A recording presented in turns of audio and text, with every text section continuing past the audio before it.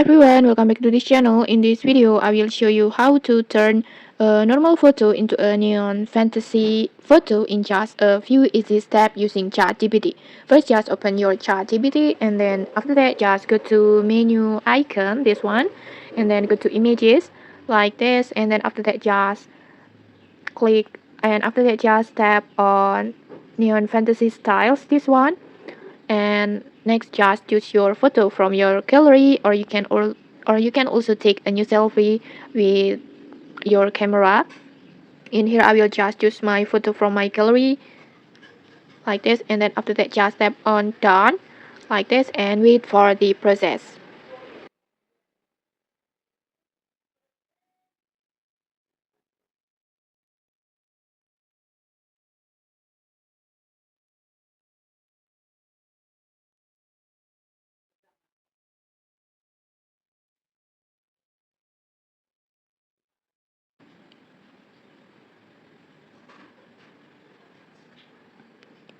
And okay, like this, your normal photo is now a glowing neon fantasy masterpiece with the colorful, vibrant colors like this and a magical vibe. It's so cute and it's so cool but cute like this. It's so colorful.